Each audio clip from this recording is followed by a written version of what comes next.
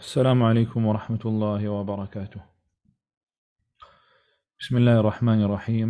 الحمد لله رب العالمين، والصلاة والسلام على أشرف الأنبياء والمرسلين وعلى آله وصحبه أجمعين. اللهم علمنا ما ينفعنا وانفعنا بما علمتنا وزدنا علما نافعا والحقنا بعبادك الصالحين. آمين آمين. Inshallah, today we'll begin with our lessons on Ahadith. The first hadith, which was collected by Imam al Nawawi in his famous book called Al-Arba'in, the 40 Ahadith.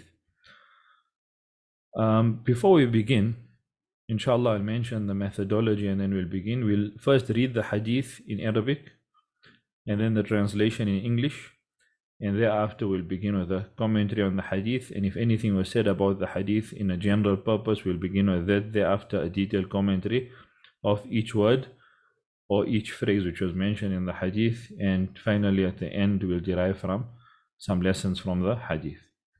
Firstly, we spoke about in the last lesson, in the introduction, about the way the ahadith were compiled and the stringency of the scholars and how it was studied. But all of us in ourselves, we should understand something, and we should make it necessary for ourselves to remember this when we are studying the ahadith of Nabi Sallallahu Alaihi Wasallam, and more so when we are studying the Quran, the tafsir, because these two sources, when we say they are the sources of our religion, what are we saying? The Quran is the revealed word of Allah subhanahu wa ta'ala. Imagine Allah subhanahu wa ta'ala, the one who created the heavens and the earth, everything from the beginning of time till Qiyamah. That is His word that you recite. And the ahadith of Nabi Sallallahu Alaihi Wasallam, when we recite them or when we say them or speak about them, they are the exact words that came out from the blessed lips and mouth of the Messenger Sallallahu Alaihi Wasallam. So if we love him, we will take care in listening carefully to what he had to say, because these are instructions. Everything he said was revelation. Just to give you all an example of the way the early generation respected the ahadith. Imagine, not the Quran, the hadith. And there is after the Quran. Imam Malik, may Allah have mercy on him, he would, when he was to narrate the ahadith of Nabi Sallallahu Alaihi Wasallam to people, or if somebody came to collect hadith, it is said he would do a ghusl, ablution, right? He would shower, and then wear the best garment that he had, and beautify himself in every single way that he could beautify himself, and apply perfume, and thereafter sit in a way which was respectful, and then he would narrate the ahadith of Nabi Sallallahu Alaihi Wasallam, and he would not allow anybody to interrupt or speak when he was narrating the ahadith of Nabi Sallallahu Alaihi Wasallam. This is the respect that he gave just to say the words that Nabi Sallallahu Alaihi Wasallam said. So the same way, we should have etiquette when we deal with the Quran and with the Sunnah of Nabi Sallallahu Alaihi Wasallam. Sometimes people have the etiquette with the Quran, not like the early generation, but they have no etiquette when it comes to Sunnah, when it comes to the ahadith of Nabi Sallallahu Alaihi Wasallam and what he said. Moreover, our etiquette should be to follow the Sunnah of Nabi Sallallahu Alaihi Wasallam, and that is true success. Let's begin with the first hadith, which is the hadith of Umar ibn al-Khattab. I'll read the hadith first in Arabic and thereafter the translation, and then we'll begin with the commentary. عن أمير المؤمنين أبي حفص عمر بن الخطاب رضي الله عنه قال: سمعت رسول الله صلى الله عليه وسلم يقول: إنما الأعمال بالنيات وإنما لكل امرئ ما نوى، فمن كانت هجرته إلى الله ورسوله فهجرته إلى الله ورسوله، ومن كانت هجرته لدنيا يصيبها أو امرأة ينكحها فهجرته إلى ما هاجر إليه.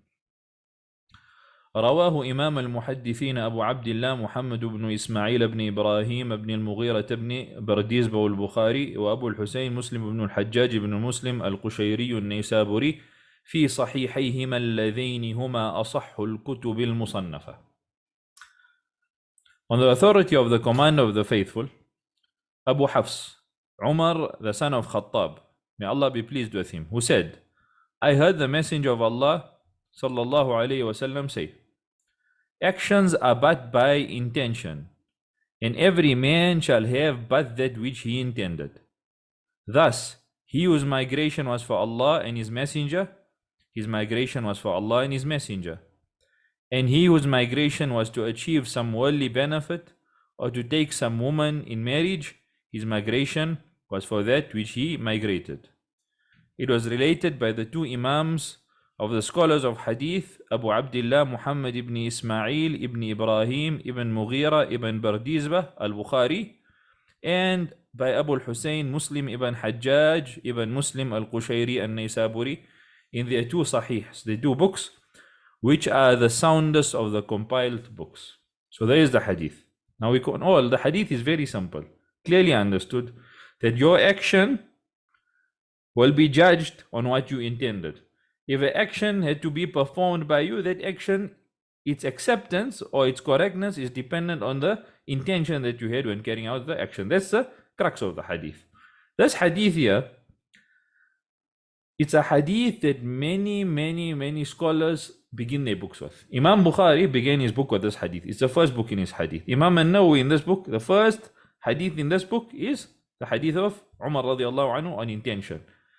In fact, most of the books you'll find of Hadith, they begin with this Hadith. They begin with this Hadith. And this Hadith has become famous. Ibn Mahdi, who was Abu Sa'id Abdurrahman al-Lu'li al-Basri, he said about this Hadith, and he passed away in the year 198 Hijrah. Nabi Sallallahu Alaihi Wasallam passed away in 11 Hijrah. He said that it is necessary for anybody who compiles a book in knowledge that he begins the book with this Hadith so that he may indicate to the student to study this book the importance of sincerity. There were statements about this Hadith, and I'll mention them inshallah before we go into the Hadith itself. Al-Khattab, another Hadith scholar, Hafiz, Muhaddith. Hafiz means that he memorized, was Muhaddith, Imam. They call him Imam, means he was a scholar. He passed away in 388 Hijrah. He said about this Hadith, and he has also a commentary on Imam al-Bukhari Sahih. He said about this Hadith, كان المتقدمون من شيوخنا يستحبون تقديم حديث النية أمام كل شيء. That the scholars, our early scholars, would like and would love and prefer to begin every single action that they would do in terms of their writings and their lessons to begin with this Hadith. And the reason for that is this Hadith speaks about sincerity. Doesn't matter how much actions you do, if the sincerity and the intention is incorrect, the action will not yield the desired outcome. This Hadith here, over 300 Imams or Muhaddithun narrated it. Over 300. And some narrations say over 700, but 300 can be considered those which are narrations which went through authentic chains. Over 300 of them. However, this Hadith, when it came to Nabi Sallallahu Alaihi Wasallam, it was only narrated by one man with a correct chain. Meaning other Sahaba heard it, but the chains that reached us, there's only one chain which is authentic, and that is the chain that goes back to Umar ibn al-Khattab radiallahu anhu. The Sahaba thereafter also narrated this Hadith from Umar radiallahu anhu. From them, Sa'd ibn Abi Waqqas, Abdurrahman ibn Auf, Talha ibn Ubaidillah, and these are from the Ashar al-Mubashirin bil-Jannah, Ali radiallahu anhu, Uthman. These five from the Ashar al-Mubashirin al-Jannah, they heard Umar say this Hadith from Nabi Sallallahu Alaihi Wasallam, and they narrated it from him. Abu Huraira also, Ibn Zubayr, Ibn Mas'ud, Ibn Abbas, Ibn Umar, the daughter of Umar radiallahu anhu, our mother Hafsa. This Hadith was narrated by many Sahaba from Umar. They said, we heard Umar say that he heard Nabi Sallallahu Alaihi Wasallam say this. And it's in the books of Hadith, these narrations. In fact, these chains that we mentioned, they go back to Imam Bukhari, to the books that were collected, Imam Muslim, Malik, all the books that were collected. But even after them, there are chains, their students narrated them up until today. Up until today, even I have a chain that you can say, I heard from so-and-so, who heard from so-and-so, up until Imam al-Bukhari. And then from Imam al-Bukhari to Muhammad Sallallahu Alaihi Wasallam. So the chains do exist even up until today. However, they are protected in these books. So that's why after the compilation of the ahadith, the chains that come after it, there's no stringency or collection of biographies of these men who narrate the chains, because then it goes into the hundreds of thousands, into the millions. So these chains, there is from one of the characteristics of this ummah, that everything is narrated with a sanad. You must say who told you. You must mention your men. Who are the men who told you? You can't just say, Nabi Sallallahu Alaihi Wasallam said this. It must come through a chain. Imam Ahmad said about this hadith, that it is one of the three hadith which Islam pivot on. He said it is from amongst the three hadith that Islam pivot on. He says Islam pivot on three hadith. The first one is this hadith. The second is the hadith of Aisha radiallahu anha, and it's also in the 40th hadith of Imam al-Nawawi. We'll come to it. It's Man ahdatha fi amrina hadha ma laysa minhu fahuwa rad. Whoever innovates in this affair of ours, meaning this religion, any action or anything which is not from it, then it is rejected. And the last one is a hadith of An-Nu'man ibn Bashir, and it's also in the 40 hadith of Imam al-Nawawi, so we'll go through all three of them. Inna al-halala bayyinun wa inna al-harama bayyinun. Verily what is permissible is clear, and what is impermissible is unclear, and the hadith is long. It is also in the book of Imam al-Nawawi, the 40 hadith, so we'll go through all of this. Imam Ahmad ibn Hanbal, he said that Islam pivots on these three hadith, and this is one of them. This is one of them. So we need to understand that this hadith here is critical and crucial and pivotal in terms of its meaning. In terms of its meaning. Imam al-Shafi'i, may Allah be pleased with him, and we all know Imam al-Shafi'i and Imam Ahmad, these great ulama and these great scholars of this ummah, whose names are still around for the past 1400 years and whose works have survived and whose laws of jurisprudence which were put down in the books are practiced upon by the entire world. Every single Muslim cannot say that he does something except it will go back to the formulation of law done by these Imams Abu Hanifa and Malik and Shafi'i and Ahmad. May Allah have mercy on them all. He said that this hadith here is used in over 70 chapters of fiqh, jurisprudence. Now when he said this, he did not mean in 70 masail. What I mean by masail, if you do this, is your wudu broken or not? When he says 70 chapters of fiqh, he means in 70 chapters of the principles which are used to derive the laws of fiqh. Right. In fact, this hadith here in itself is one of the 5 agreed upon rules that are used for the outcomes of what they call jurisprudence. Al-Qawaid al-Kulliyya al-Fiqhiyya. Right? There are 5 outcomes where all of Islam goes back to these 5 outcomes. Anything you can say, look at any law, any mas'ala, anything you come about, it will go back to one of these 5 outcomes. The first outcome is directly based on this hadith. Al-umuru bi-maqasidiha. Affairs are as they have been intended. So this hadith here is the proof for that. Qa'ida kulliyya, that rule which is general, the general rule which all of Islam goes back to out of the 5. There are another 4 others that are also, they have their proofs. But the first one which is always mentioned is this one. So this hadith in itself is what they call a rule which is general over all things. And Imam Shafi'i rahimahullah, he also said, يدخل هذا الحديث في ثلث العلم. 1/3 of knowledge goes back to this hadith. Now what he means by this is, what were we created for, all of us? Allah subhanahu wa ta'ala says in the Quran, وَمَا خَلَقْتُ الْجِنَّ وَالْإِنسَ إِلَّا لِيَعْبُدُونَ. I have not created jinn or man except that they worship. We were created for worship. Every single action that we do needs to be dictated as, if it is necessary, it will be counted as worship. If it's not necessary, then it's not worship, meaning that you are doing that which you are not created for. Now this may sound harsh, but if our intention is correct, every single action we can do can be counted as worship. So we are created for worship. Worship cannot be sound and correct unless it is done upon the way which we were ordered to do it. Hence we need knowledge to carry out those acts of worship correctly. Knowledge. That is why Imam al-Shafi'i said, this hadith is 1/3 of knowledge. Meaning what? Meaning that what you are able to gain in terms of worship, your deeds which will help you, that's your currency that you're using for the year after, can come from one of 3 things. Can come from one of 3 things. It comes either from the heart, or from the tongue, or from the limbs. Meaning you have something in your heart, the action in your heart. For example, you fear Allah subhanahu wa ta'ala, that's the action of the heart. You get rewarded for it. You don't see it on people's limbs. You do an action on the tongue, you remembrance of Allah subhanahu wa ta'ala, a good word said, recital of Quran, tongue and the rest of your organs. You do salah, for example. You do salah, you do jihad. Any action that can be done with the limbs, so that is considered what? One of the 3. So Imam al-Shafi'i, when he said that this hadith here is 1/3 of knowledge, it means that whatever you do will go back to one of these 3 things. Either actions of the heart, or actions of the tongue, or actions of the limbs. And actions of the heart are that 1/3, because your intention, the place that it's found, is in the heart. So intention in itself is an act of worship. It's an act of worship in itself, intention. That is why 1/3 of it, and it's found in the heart, is considered 1/3 of knowledge, because in itself intention is an act of worship. However, any action done by the tongue or the heart, if it is void of intention, in itself is not an act of worship. It is void of the correct intention. Hence, Nabi Sallallahu Alaihi Wasallam said, Niyatul mu'mini خير من عمله. The intention of a believer is better than his action, because you intend to do something and perfect it. However, it does not necessarily mean that your action will be perfect when you actually carry it out. And this hadith is a hadith of Sahl ibn Sa'd radiyallahu anhu. As well as intention, nobody can see your intention. Hence, there is no fear upon your intention being altered by somebody looking at you. Somebody can't see your intention. So when they look at you, they don't know what is in your heart.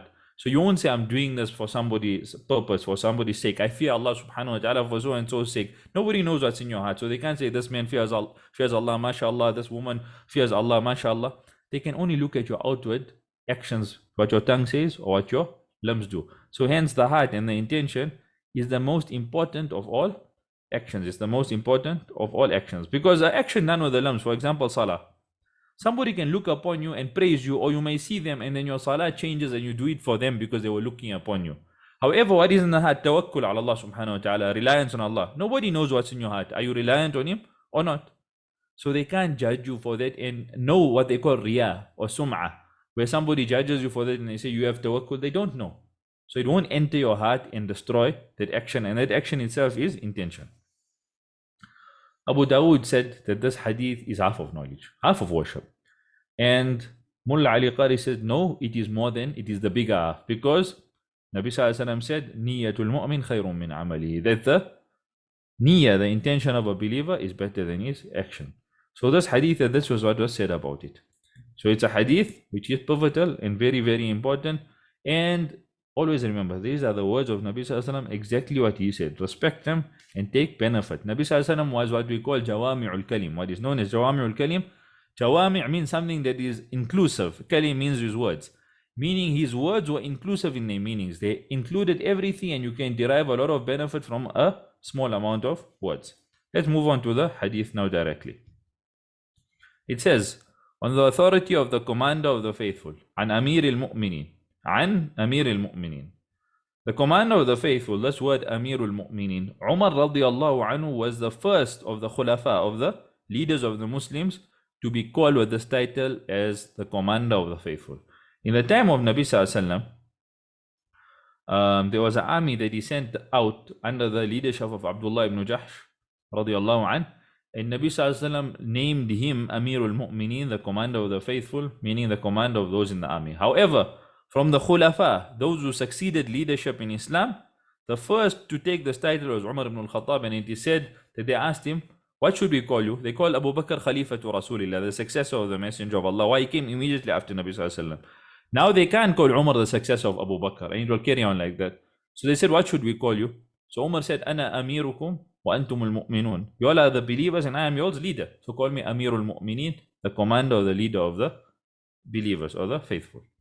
So that's where this name comes about, Amirul Mu'mineen. This is the title given to all the khulafa after Abu Bakr radiyallahu anhu. So Uthman radiallahu anhu and Ali, up until the last Khalif, they had this title, which was Amirul Mu'mineen. On the commander of the faithful, Abu Hafs. Abu Hafs is what you call in Arabic a kunya. What you call in Arabic a kunya. A kunya is any title given to somebody which is related to the name of their father or their son or their mother, or any name which is related to them. So it says the father of so and so, even if they don't have that as a son. Nabi Sallallahu Alaihi Wasallam called a child once Abu Umair, the father of Umair. It is used in a way either to show that you are linked directly to some activity or something, or it is to have optimism that you will have children one day, the father of so and so on and so forth. So Abu Hafs, Nabi Sallallahu Alaihi Wasallam gave Umar this title here, which is called a kunya in Arabic. Abu Hafs. Hafs means lion, the father of the lion. It was given to him because of his strength. So there is the title of Umar, which is called a kunya. Then you have a title which is called a laqab. Laqab means where it is not related to the father and so, the mother of so, the son of so, daughter of so. It is not related to these terms. Right? Umar had no son called Hafs. Right? He's called Abu Hafs.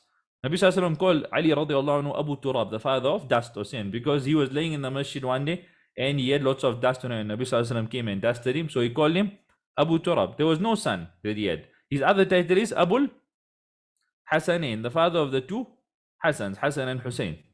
So these are titles they call kunya. Laqab is a title which is given to a person which does not include this. And Nabi Sallallahu Alaihi Wasallam gave Umar radiallahu anhu the title of Al-Faruq. Al-Faruq means the differentiator, meaning the one who differentiates, who has the criterion to differentiate between truth and falsehood. So we know Umar radiallahu anhu is called Umar Al-Faruq. So Al-Faruq is his laqab, and his kunya is Abu Hafs. His kunya is Abu Hafs. May Allah be pleased with him. His name was Umar, the son of Khattab. His father's name was Khattab. And he is of Qurashi lineage. He's from that tribe of Quraysh, the same tribe Nabi Sallallahu Alaihi Wasallam came from. And his lineage and the lineage of Nabi Sallallahu Alaihi Wasallam meet at the grandfather Lu'ay ibn Ka'b. The lineages both meet up at Lu'ay ibn Ka'b. So Umar radiallahu anhu, he is from Quraysh and his lineage meets up with Nabi Sallallahu Alaihi Wasallam at Lu'ay ibn Ka'b. What about Umar? Let's speak a little bit about him. Umar, he's from the 10 that were given glad tidings of paradise. 10 Sahaba from the Muhajirun, from those in Mecca, were given glad tidings of paradise on this earth. Nabi Sallallahu Alaihi Wasallam gave them glad tidings that they will all enter paradise. From them is Umar radiallahu anhu. Umar radiallahu anhu was born 12 years after Nabi Sallallahu Alaihi Wasallam. And he entered Islam 6 years after prophethood. Nabi Sallallahu Alaihi Wasallam got prophethood, and 6 years after prophethood, Umar radiallahu anhu entered into Islam. And the Sahaba said, Ibn Mas'ud said, that the Islam of Umar was a victory. We used to pray privately, and when Umar came to Islam, we began praying publicly. So Islam was a victory for the Muslims, a Nasr. And Nabi Sallallahu Alaihi Wasallam would make the dua. He would say, "Oh Allah, give victory to this religion by one of the two men which is the most beloved to you, Amr ibn Hisham, who was Abu Jahl, or Umar ibn al-Khattab." And Allah subhanahu wa ta'ala gave victory to Islam through Umar ibn al-Khattab, and he became a Muslim, a believer. Umar ibn al-Khattab, like we said, he accepted Islam in the 6th year. He made hijrah to Al-Madinah al-Munawwara before Nabi Sallallahu Alaihi Wasallam, and with him were 20 men, and they made hijrah openly to Al-Madinah. And we'll speak about hijrah inshallah in a short time. This hadith mentions it, about migration. Umar ibn al-Khattab radiallahu anhu participated in all the battles with the Messenger of Allah sallallahu alayhi wasallam, and he was known to accompany Muhammad sallallahu alayhi wasallam and to be with him all the time. Ibn Abbas radiallahu anhu says that a lot we would hear Nabi sallallahu alayhi wasallam say, دخلت أنا وأبو بكر وعمر وخرجت أنا وأبو بكر وعمر. I entered and Abu Bakr and Umar entered with me, and I left and Abu Bakr and Umar left with me. So Nabi Sallallahu Alaihi Wasallam will say this a lot about Abu Bakr and Umar. And Nabi Sallallahu Alaihi Wasallam said, لو كان بعدي نبيا لكان عمر. If there was to be a messenger, a prophet after me, it would be Umar. And Nabi Sallallahu Alaihi Wasallam, when standing on the Mount of Uhud, when he trembled, he was with Abu Bakr and Umar and Uthman. He said, أثبت يا أحد, become firm, O Uhud, the Mount of Uhud. فإن عليك نبي وصديق وشهيدان. For verily upon you is a فَإِنَّ عَلَيْكَ نَبِيًّا وَصِدِّيقًا وَشَهِيدًا. For verily upon you is a Nabi, a prophet, وَصِدِّيق, and somebody who is truthful, and 2 martyrs. And there is a testimony for Umar radiallahu anhu that he passed away as a shaheed. Because the 2 were Umar and Uthman, they passed away both, were martyred. So this is a testimony for them that both of them are martyrs. And the Sahaba used to say that we would say that the greatest, the best of this ummah after its messenger is Abu Bakr, then Umar, and then we would not compare between ourselves. So even the Sahaba knew that the greatest of this ummah was Abu Bakr and then Umar. And Nabi Sallallahu Alaihi Wasallam, there's a hadith which says that if this whole ummah, besides Abu Bakr and Nabi Sallallahu Alaihi Wasallam, if the entire ummah from the beginning till the end, the entire ummah of Muhammad Sallallahu Alaihi Wasallam, all of them were to come together, and they were to be put on one side of a scale, and Umar on the other side, meaning without Nabi Sallallahu Alaihi Wasallam, Abu Bakr, Umar would outweigh them. لَرَجَّحَ بِهِمْ Umar. Umar would outweigh them. It shows his grandeur in Islam. And from the hasanat, from the good deeds of Abu Bakr radiallahu anhu, is that when he knew death was coming to him close, he consulted the people to elect a Khalifa, so they left the affair in his hands, so he elected for the people Umar radiallahu anhu. Umar radiallahu anhu was Khalif for a period of 10 years, 12 years. Umar radiallahu anhu was a Khalifa for a period of 12 years. And in those 12 years, he opened the lands of Iraq and Sham, the Levant, and he broke the back of the Persians and the Romans, and opened Egypt and Nuba, Sudan, and opened the lands which were Azerbaijan and Khorasan, all Iran and all these lands what we know today. He is the one who established all those lands. And he built the cities of Al-Kufa and Al-Basra in Iraq. And under his rulership or leadership, Islam flourished and the Muslims flourished. And he is the first person to transfer food from Egypt to Al-Hijaz. Hijaz is Mecca and Medina in those areas. Umar radiallahu anhu's khilafah, like we said, was 10 years and 6 months and 4 days. Abu Bakr's khilafah was 2 years. Umar radiallahu anhu narrated from Nabi sallallahu alaihi wasallam 537 ahadith, and he passed away at the age of 63 after being stabbed in Fajr Salah by Abu Lu'lu, the slave boy of Al-Mughira ibn Shu'bah. So he passed away at the age of 63, and Abu Bakr radiallahu anhu passed away at the age of 63, and Nabi sallallahu alaihi wasallam passed away at the age of 63. He is buried in the house of Aisha radiallahu anha with his two companions, the Messenger of Allah sallallahu alaihi wasallam and Abu Bakr. So that is who Umar is, and his stories are innumerable. His characteristics and what you can say about him can go on and on. You can write books about it, but we just want a brief summary of who this great man was, Umar radiallahu anhu.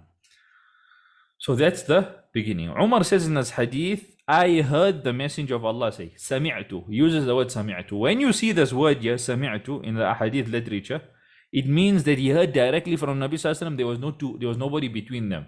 Because the Sahaba can relate and narrate from each other that Nabi sallallahu alaihi wasallam said this and they heard from somebody else. But here it says Sami'tu, I heard. So it means directly heard from Nabi sallallahu alaihi wasallam. Now this hadith here, like we said, it is the only chain that it comes through to us. The authentic chain, only authentic chain. There's many chains, is through the chain of Umar radiallahu anhu. So even though there's only one person in the tabaqa, in the level of the Sahaba who narrated it, however, the meaning of this hadith has come to us through many other sources in the Quran and in the Sunnah. Hence, its meaning is what you call tawatur. It is impossible that this meaning is incorrect. So it's what they call tawatur al-ma'nawi, meaning that it's impossible that the meaning was incorrect. The way it is reached us, that is the way it was intended. Let's look at the hadith now in totality. The hadith says, actions are but by intentions. That's the first statement. And every man shall have but that which he intended. Second statement. So Nabi sallallahu alaihi wasallam began the hadith with two statements. Thereafter he mentioned three examples. The first example, thus he whose migration was for Allah and his messenger, his migration was for Allah and his messenger. First example. And he whose migration was to achieve some worldly benefit. Second example. Or to take some woman in marriage. Third example. His migration was for that which he migrated. So the hadith begins with two statements and three examples. Two statements and three examples. If you look at it very carefully and you look at the statements, they look similar to each other, the statements. We'll go into detail in what they mean. If you look at the examples, Nabi sallallahu alaihi wasallam first begins with a specific example of hijrah. Hijrah means migration. And then he mentions that this hijrah, if the intention, if it was sincere for Allah and his messenger, then what remains for you is Allah and his messenger. Showing that actions which are done for Allah subhanahu wa ta'ala remain. The reward is collected for you and you will receive it. However, look at the next two examples. Nabi sallallahu alaihi wasallam said, however, whoever migrated for worldly benefit or to marry some woman, then his actions, or he will get what he migrated for. Nabi sallallahu alaihi wasallam doesn't even mention again that he'll receive that worldly benefit or he'll receive that woman in marriage. He says you will get what you intended, meaning that those actions will not remain. You will not get the reward for those things. They don't remain. Allah subhanahu wa ta'ala and Nabi sallallahu alaihi wasallam, it was repeated. You get Allah and his messenger. However, these actions Nabi sallallahu alaihi wasallam didn't repeat. So that's the first thing you can benefit from the hadith as a whole. The second thing you can benefit is that Nabi sallallahu alaihi wasallam, from his method of teaching this ummah, when he made a statement, he qualified it with the example to teach us what is meant by the statement. And that is generally how we can look at the hadith. Thirdly, Nabi sallallahu alaihi wasallam mentions first a general example and then a specific example. The general example is all worldly things. And then a specific example is if you want marriage, which is specific now, also you will get what you intended. You won't get because you migrated the reward of migration. You won't get that reward. You'll get the reward of marriage or you'll get the reward of the worldly affair that you desired. If it was business, whatever it may be. In fact, this hadith here, some of them say that Nabi sallallahu alaihi wasallam said it, and Ibn Rajab, he doesn't agree with this. He says that there was a man who wanted to marry a woman in Medina, a man from Mecca, was a Muslim, and her name was Qais. She was beautiful and she had wealth. And he migrated to marry her. And that's when Nabi Sallallahu Alaihi Wasallam said this hadith, regardless of whether Nabi Sallallahu Alaihi Wasallam said it for this incident or generally, it still shows that this man migrated to marry that woman, hence his migration was for this woman.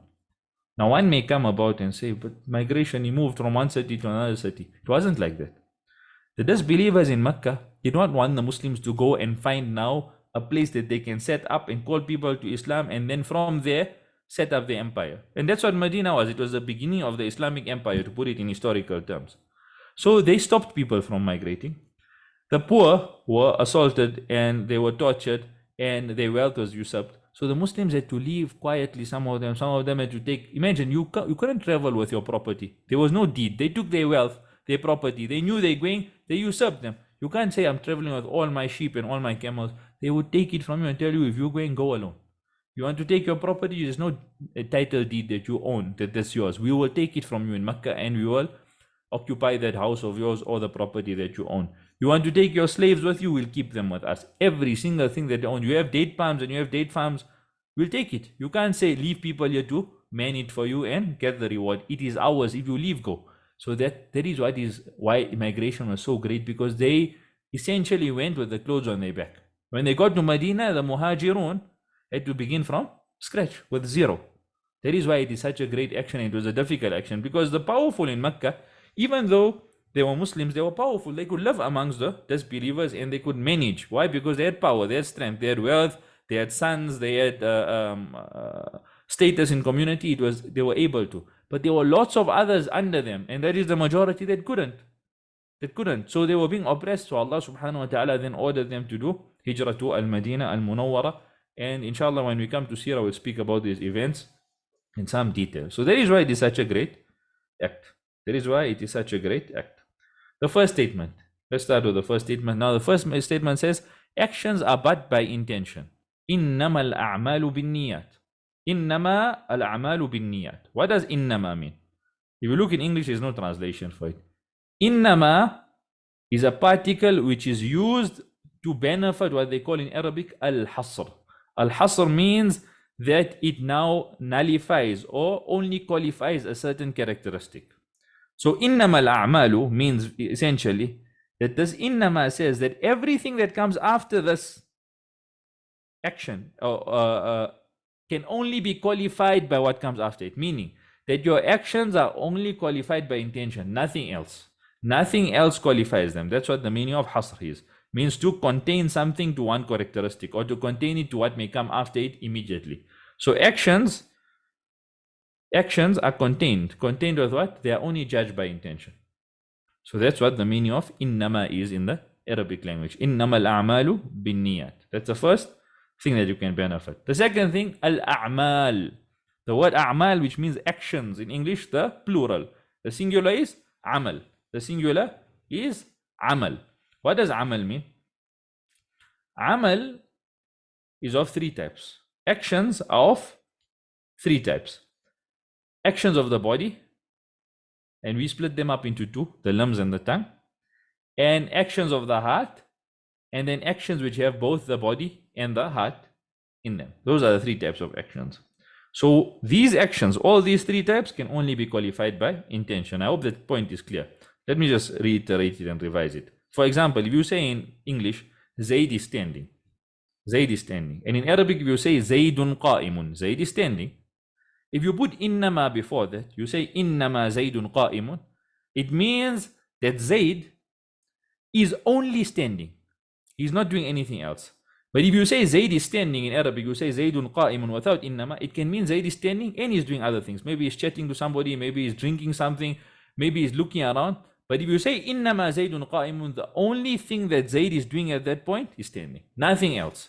So the only way that actions can be qualified or justified are through the intentions. That's what it means. These actions are of three types. The actions of the body, and we split them up into two, like I said, the limbs and the tongue, and the actions of the heart, and then actions which are of the body and the heart together. I'll give you an example to make it clear. For example, if you say actions of the body, you have some impurity on your body. That impurity, you wash it off with the intention of removing the impurity so that you may be pure for salah. That action there, you will get rewarded for it because it was qualified with the intention. Right? So the impurity was gone and you became clean. Let's say you don't intend anything and you wash it off. You still became clean, but there was no intention to it. So there is the action of the limbs. There is the action of the limbs. Do you understand where the intention comes in? The action of the heart, for example, is to have reliance on Allah subhanahu wa ta'ala. Now, reliance on Allah subhanahu wa ta'ala doesn't mean you intend to have reliance on Allah subhanahu wa ta'ala. It is an action within itself that needs no intention. Right? It is the action within itself which needs no intention. You fear Allah subhanahu wa ta'ala, you did not need to make an intention to fear. You fear Allah subhanahu wa ta'ala in your heart. That's the action of the heart. And an action which has both the heart and the limbs in it is, for example, like salah. If you don't have the correct intention in your heart, but you do the actions of salah, that salah is nullified. So you have the limbs, but you don't have the heart. Or you have the intention to read salah, but you did not read salah. You have the heart, but you have no limbs. Hence, both must come together. The heart, where the intention lays or lies, and the limbs, where the action is carried out. So both of them, the intention in itself is an action, as well as the physical act of reading salah is an action.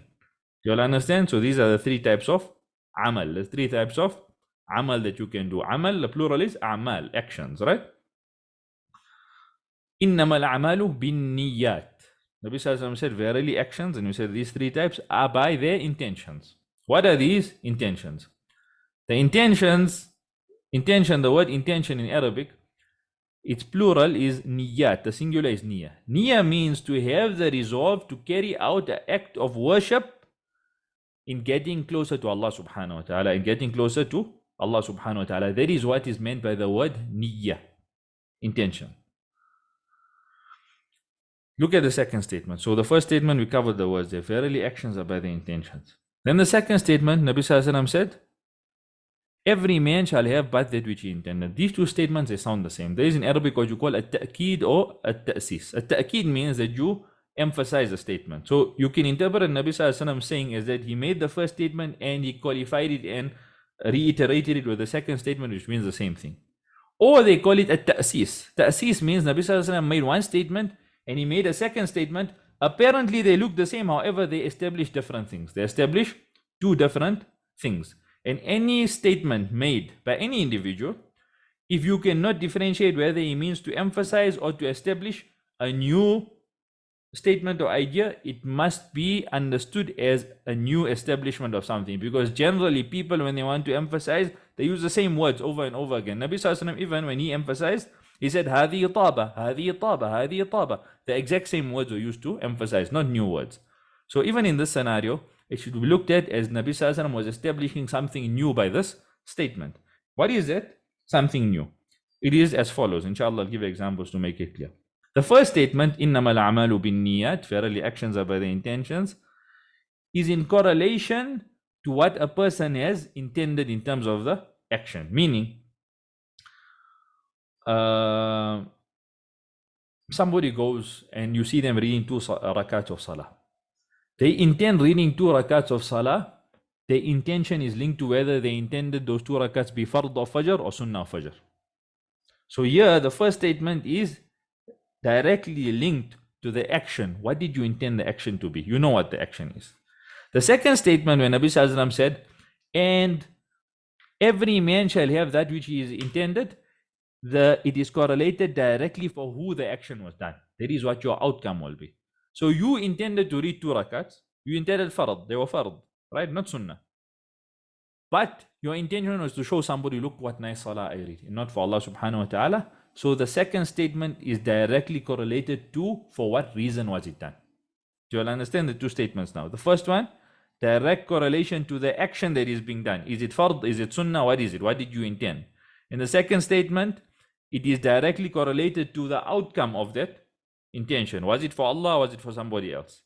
So those are the two statements. They are different statements of Nabi Sallallahu Alaihi Wasallam. That is what you call in Arabic a ta'sis, establishment of two different statements. It is not to emphasize, as some may understand it incorrectly. And what shows us this, that Nabi Sallallahu Alaihi Wasallam was establishing two different statements, was the examples that he gave. If you do something for Allah and His Messenger, it's for Allah and His Messenger.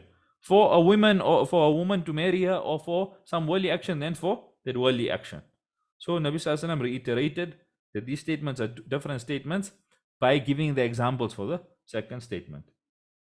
Why is it important to know this?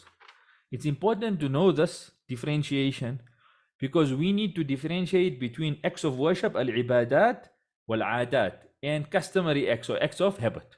What do I mean by this? Your intention dictates whether what you are doing is worship or it is habit.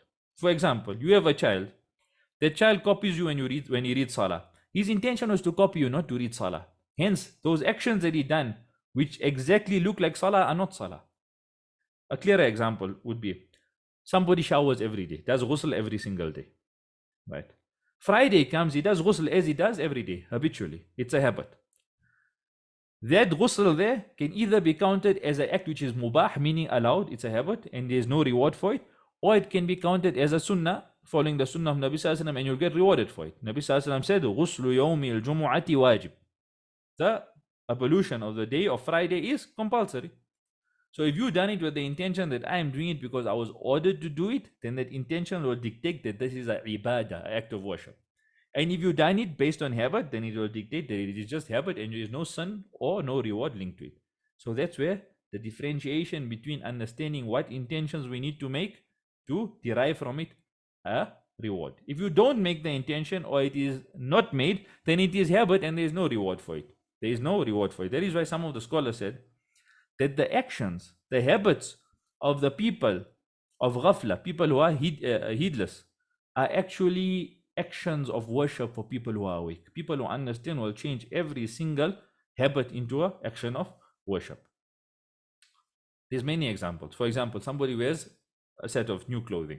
They wear a set of new clothing and they just go out. There's no intention behind it. They ordered a set of new clothing or went and bought a new shirt or new pants and they're wearing it.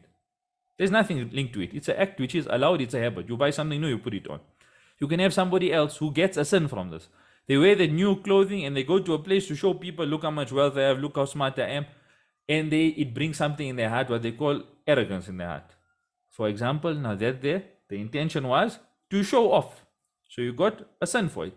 And the last one, you can say, I wear a set of new clothing to show the ni'mah, the bounties of Allah upon me. Allah subhanahu wa ta'ala says in the Quran, وَأَمَّا بِنِعْمَةِ رَبِّكَ فَحَدِّثْ. And as for the bounties of your Lord, then speak about them. So you show that intention will yield a reward because you did it for Allah subhanahu wa ta'ala. So that is how you differentiate. And even this differentiation can come between acts of worship itself.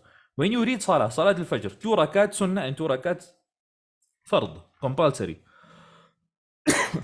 If you do not specify in your heart which ones are fard and which ones are sunnah, there is no differentiation between the acts of worship. So you read 2 rakats of salah and you didn't specify. Did you read the fard or the sunnah? Obviously you'll know in your heart what you intended, but you can read 2 rakats. So you must differentiate, you must know what you are doing things for to differentiate between the actions, hence the outcomes differ. The outcomes differ. I'll give you all what do I mean by that. You read Salat al-Fajr today. You started with the 2 rakats and you intended sunnah. Something happened and you couldn't read the fard.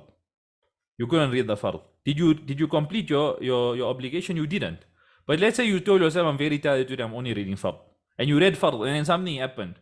You already read 2 rakats the same way you read 2 rakats previously, but the intentions made it that the obligation was lifted in the second time and not in the first time. There's a mas'ala here. Nabi Sallallahu Alaihi Wasallam mentioned that what is done for Allah and His Messenger is for Allah and His Messenger. What about actions where somebody may have a dual intention or the intention may be murked with certain other outcomes? For example, somebody lives 50 kilometers outside the city and he comes on the day of Friday to perform Jumu'ah into the city. But at the same time, he intends that after Jumu'ah Salah, he's going to buy certain things from the supermarket, his necessities, and then return back. There's a dual intention for coming into the city. Can that dual intention be counted as being for Allah and His Messenger or not? That's the mas'ala. Mullah Ali Qari said that the way that this will be looked at is which one is overpowering. Was it done specifically for Jumu'ah and then this was a side effect of it? Or did he say, I'm coming to town on Friday, I am going to be buying things, let me read Salat al-Jumu'ah. Whichever one overpowers and Allah knows the intentions, that is what you will get rewarded for. That is what you will get rewarded for.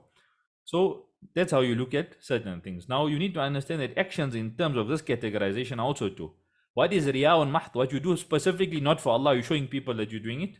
You're showing people like you're doing it. For example, somebody goes for jihad to show people that I'm strong. Somebody recites Quran to show people I have a lovely voice. All of these actions are haram. You can't do them. Meaning you do them, there is not for Allah subhanahu wa ta'ala, you get sins. You get sins for it. And we know the famous hadith of the first three will enter, hellfire will be a person who recited Quran to show people, not for Allah.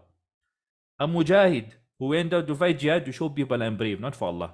And somebody who gave in charity to show people I am charitable, I am generous, not for Allah subhanahu wa ta'ala. So those actions there are what they call riya and they haram. What about actions which can have a bit of a mix? There is certain unclarity in it. For example, somebody goes out for jihad and they go out to raise the word of Allah subhanahu wa ta'ala, for Allah subhanahu wa ta'ala. But they know in the back of their minds that they're going to get the spoils of war. They know in the back of their mind they're going to get the spoils of war. In that situation, what happens? They will get the amount of reward that they intended to go out for jihad for. What other intention they had, they won't get the reward for it. The reward is the spoils of war. Now, there are some scholars that say no. Any action which you associate partners with Allah subhanahu wa ta'ala, meaning it is done for something else or some other objective or somebody else besides Allah, and you mix it, then that action there is refused and it is not counted as being rewarded by Allah subhanahu wa ta'ala. And the proof that they use is the hadith of Nabi sallallahu alayhi wa sallam. Allah subhanahu wa ta'ala says in the hadith Qudsi, Man amila amalan ashraka fihi ghayri fa ana minhu bari wa huwa lilladhi ashrak. Whoever does an action and in that action he associates others with me, meaning he is done for something else also or someone else, then I am free from him and that reward is for what you done it.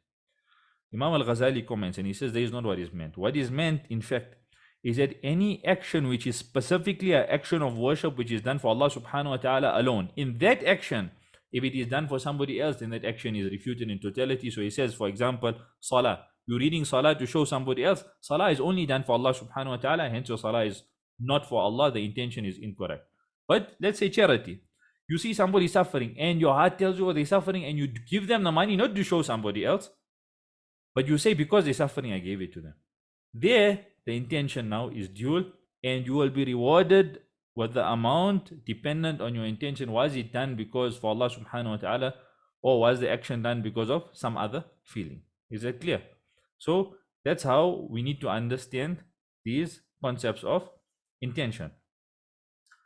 The second mas'ala that comes about with intention, and especially when it's done for somebody else, would be, what about if you are doing some action and while you're doing that action, riya enters. You see somebody looking at you and then you change. What happens?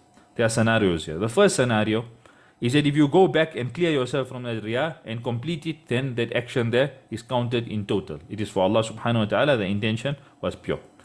If it happens in a certain place, Imam Ahmad says that up until the time that riya entered you, that action is counted for you. After that time, it is dependent on what your intention changed to after that. And the third scenario is, what if you completed this action? You read salah in totality, for example. You read salat al-duha. And somebody comes and says, MashaAllah, you're reading salat al-duha. Even the sunan salah, you're reading them. What happens in that scenario? In that scenario, the action is counted for you according to your intention when you done it. So you done it for Allah subhanahu wa ta'ala.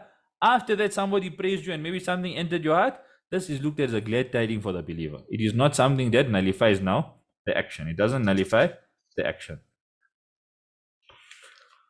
What is hijrah? What is hijrah? The next part of the hadith says, فَمَنْ كَانَتْ هِجْرَةُ إِلَى اللَّهِ وَرَسُولِهِ فَهِجْرَةُ إِلَى اللَّهِ وَرَسُولِهِ. Whoever's hijrah is for Allah and His Messenger, then his hijrah is for Allah and His Messenger. And whoever's hijrah is for a woman or some worldly benefit business, then that hijrah is for that. Hijrah in Sharia means to transfer or to move from one place where you live between the kuffar to another place where you are allowed, where you live between Muslims, meaning to leave the lands of the kuffar and go to the lands of the Muslims. So that's what hijrah means. Now it comes about, people ask, what is meant in this hadith? In this hadith, it is the hijrah when Nabi sallallahu alaihi wasallam ordered, Allah subhanahu wa ta'ala ordered them to leave Mecca and move to Medina. To leave Mecca and to move to Al-Madinah Al-Munawwara. Because they could not practice their religion openly and in full. That is why they were ordered. So this hadith is specifically speaking about this hijrah. The mas'ala comes, can you do hijrah now to Al-Madinah Al-Munawwara? Nabi sallallahu alaihi wasallam said, La hijrata ba'da al-fath. There is no hijrah, there is no migration after the conquest of Makkah. So nobody can say now I'm following this command of Allah subhanahu wa ta'ala and I'm migrating to Medina to Nabi sallallahu alaihi wasallam. After the conquest of Makkah, there is no hijrah like this. What hijrah remains, and is it wajib to do it or not? If you live between non-Muslims, like here, we are a minority, we live between non-Muslims. Is it wajib upon us to leave this land and to move to lands of the Muslims? It becomes wajib upon us if we are unable to practice our religion openly and to practice it in full. In that situation, it becomes compulsory upon us to leave this land and to go to another land. And the proof of that is in the Quran. Allah subhanahu wa ta'ala says, إن الذين توفاهم الملائكة ظالمي أنفسهم قالوا فيما كنتم قالوا كنا مستضعفين في الأرض. Verily, those that the angels come and take their lives, they will be asked, in what plight were you? They will say, كنا مستضعفين في الأرض. Verily, we are weak on this earth. They oppressed themselves by not following the command of Allah subhanahu wa ta'ala. That's what the ayah says. Then the angels come and say, what was your plight? Why didn't you follow Allah's command? They say, we were oppressed, we were weak on this earth. The angels will tell them, أَلَمْ تَكُنْ أَرْضُ اللَّهِ وَاسِعَةً. Was the land of Allah subhanahu wa ta'ala not vast enough? فَتُهَاجِرُوا فِيهَا, so that you may migrate in this land. So it is compulsory if somebody is unable to carry out the acts of worship correctly because they are being oppressed, it is compulsory for them to leave. However, the ayah goes on and it speaks about those who are weak and unable to. They have a concession in this. We're not going into the details of this, but just a mas'ala that may come about when it comes to hijrah. What about if somebody can practice their religion and they are there to give da'wah? Then it may be even wajib for them to remain there to give the da'wah and to teach people. Allah subhanahu wa ta'ala says in the Quran, وَمَا كَانَ الْمُؤْمِنُونَ لِيَنْفِرُوا كَافَّةً فَلَوْلَا نَفَرَ مِنْ كُلِّ فِرْقَةٍ مِّنْهُمْ طَائِفَةٌ لِيَتَفَقَّهُوا فِي الدِّينِ وَلِيُنذِرُوا قَوْمَهُمْ إِذَا رَجَعُوا إِلَيْهِمْ لَعَلَّهُمْ يَحْذَرُونَ. And it is not for all the believers to go out to fight jihad. Some of them need to remain behind so that they may learn the religion and teach others and give da'wah. And then they may warn those who come back after them. So sometimes it is compulsory for us to remain in a place if you are giving da'wah to the disbelievers or if you are teaching. Right? But if you are unable to practice your religion, that is when it becomes compulsory for you to migrate. And then we mentioned the next part of the hadith speaks about a woman or a worldly thing. We mentioned the scenario that was mentioned, one of the reasons why Nabi Sallallahu Alaihi Wasallam may have said this. And this is the hadith that is mentioned, and it goes back to intentions. The ones who collected the hadith are two men, Abu al-Bukhari in his Sahih and Muslim. Al-Bukhari, his name is Abu Abdullah. We said that's a kunya.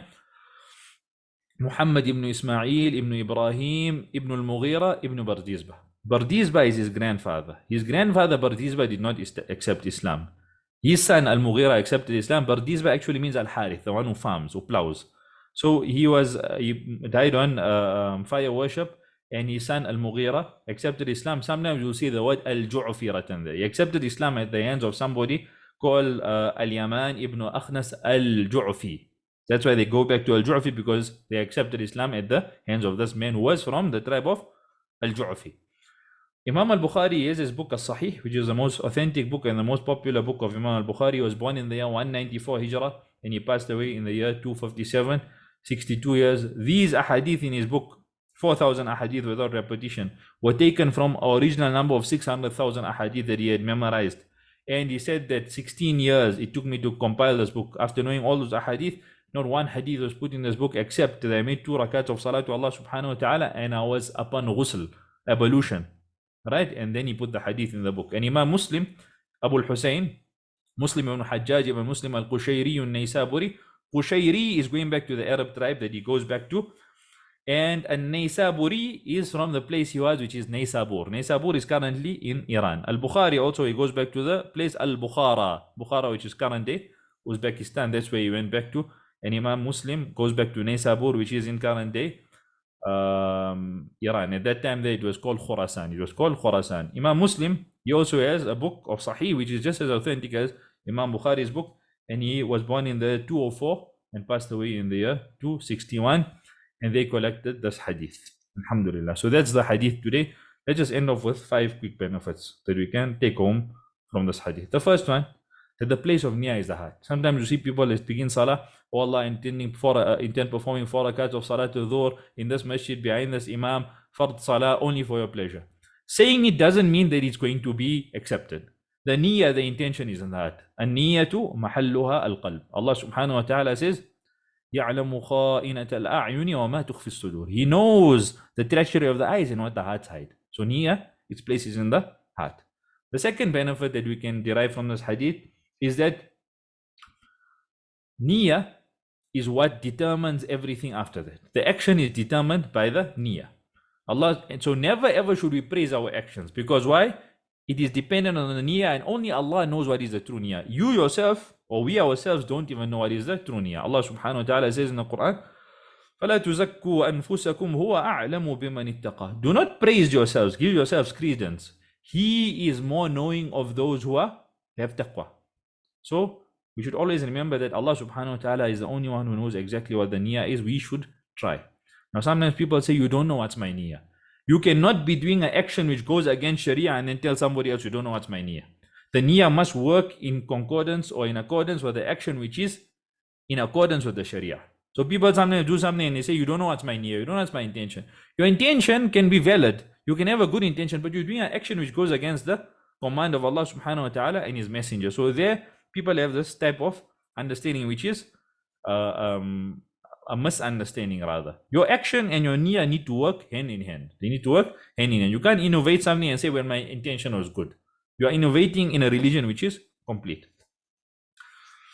The third thing is that niyyah is important so that we can differentiate and gain reward from actions which are habitual and change them into actions which are worship. Like the example we gave of ghusl on the day of Jumu'ah. And the fourth benefit is that actions which are done over a long period of time, we need to remember to always renew our niyyah. I'll give a quick example. Somebody sees someone memorizing the Quran. We know that jealousy is in two things. One of the things is that if you see somebody reading the Quran day and night and you want to be like them, read the Quran day and night. You begin memorizing the Quran, and when you memorize the Quran, you begin reciting. So your niyyah was pure. You wanted to be like somebody, recite like somebody for Allah subhanahu wa ta'ala. And then people started saying, look what a lovely voice. Oh, you recite so well, and then it enters your heart. In these type of actions, you need to renew your intention and go back. Why did I do this? Why did I begin with this? Not so that people can tell me, oh, you read so beautifully. Oh, he does so much ibadah. Oh, it should always be that actions which are done over a long period of time, actions that take a long period of time or are never ending, always look back to your heart and renew your intention. And the last benefit, the fifth one, is the importance of sincerity in our religion. Nabi Sallallahu Alaihi Wasallam said in another hadith in Al-Kami, ad-deenun nasiha. Religion is sincerity. So those are the 5 benefits. Walhamdulillahi Rabbil Alameen.